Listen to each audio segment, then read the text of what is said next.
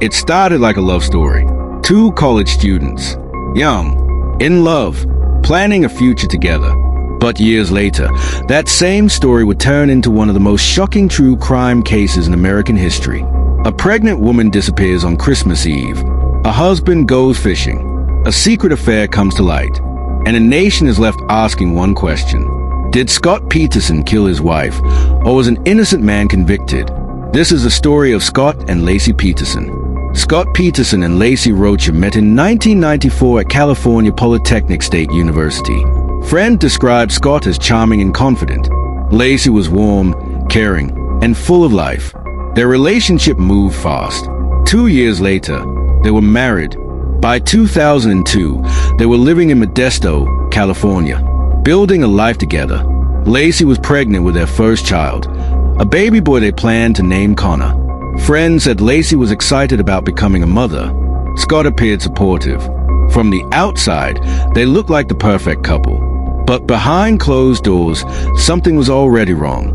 On the morning of December 24th, 2002, Scott Peterson says he kissed his pregnant wife goodbye and left their home. He told police he was going fishing about 90 miles away at the Barkley Marina.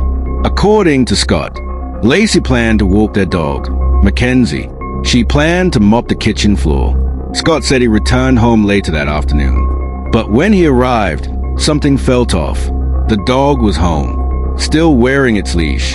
But Laci was gone. No purse, no phone, no sign of struggle. As night fell and Laci still hadn't returned, her stepfather called the police. A missing persons case was opened, and soon, the entire town of Modesto was searching. Family, friends, and volunteers searched everywhere. Flyers went up. Search dogs were brought in. The media arrived. Police questioned Scott Peterson in the early hours of Christmas Day, but something about him stood out. Detective John Bueller later said Scott didn't act like most husbands would. He wasn't asking many questions. He didn't seem desperate for answers. Bueller said, "Oftentimes, a victim who's left behind is firing tons of questions at us. And we didn't get any of that from him." It wasn't proof, but it was a first crack. Less than a week later, everything changed. On December 30th, 2002, detectives received a shocking tip. A woman named Amber Fry, a massage therapist from Fresno, came forward. She told police she had been dating Scott Peterson for over a month. Scott had told her he was single. Even worse, he told her this would be his first Christmas without his wife. But Laci was still missing. Amber remembered everything. The dates, the conversations, even what they wore. Detectives asked her to help. They asked Amber to record her phone calls with Scott. She agreed. Those recordings would become some of the most important evidence in the case. In one recorded call, Scott told Amber he was in Paris, but police knew the truth. Scott was in Modesto, attending vigil for his missing wife. Eventually, Scott admitted, "I've lied to you about traveling." The calls revealed a man who lied easily, calmly, without emotion. Then, on January 24th, 2003, Amber Fry went public. At a press conference, she revealed the affair. She apologized to Laci's family and said she prayed for her safe return. But by then, many people feared the worst. On April the 13th and 14th, 2003, nearly 4 months after Laci vanished, human remains were found on the shores of the San Francisco Bay. They were identified as Laci Peterson and her unborn son, Connor. Their bodies were found about a mile apart. The same bay Scott said he went fishing in. 5 days later, Scott Peterson was arrested at a golf course in San Diego. Inside his car, cash, multiple cell phones, his brother's ID. Scott pleaded not guilty, but public opinion had already turned. Scott Peterson's trial began on June 1st, 2004. Due to massive publicity, it was moved from Modesto to Redwood City. The prosecution painted Scott as a man who wanted freedom, not a family, a man with a pregnant wife and a secret girlfriend. Then came Amber Fry's testimony on August 10th, 2004. She calmly told the jury about the lies, the promises, the deception. Jurors heard Scott's own words on tape. The lies stacked up. On November 12th, 2004, the verdict was announced.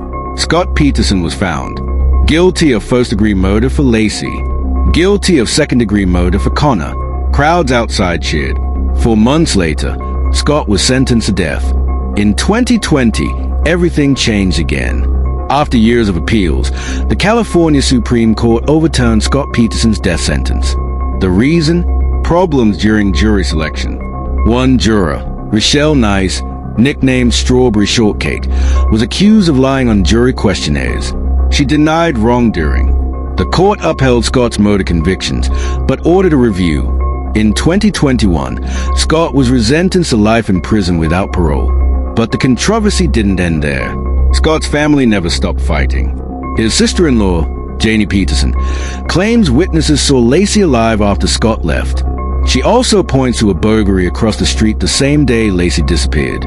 Supporters believe Laci may have confronted the burglars, but police arrested those burglars and cleared them. Detective John Bueller says, there are no witnesses who saw Laci alive that morning. He believes similar-looking pregnant women cause confusion. Still, supporters insist Scott is innocent. In 2024, the Los Angeles Innocence Project took on Scott Peterson's case. A judge granted access to new evidence and DNA testing. Scott remains in prison. Some believe justice was served. Others believe the wrong man is behind bars. Detective Bueller sums it up best. Well, I guess it's possible. But there's still people who believe the earth is flat too. More than 20 years later, the case still divides America. Was Scott Peterson a cold-blooded killer hiding behind lies? Or a man condemned by public opinion and circumstance? What do you think?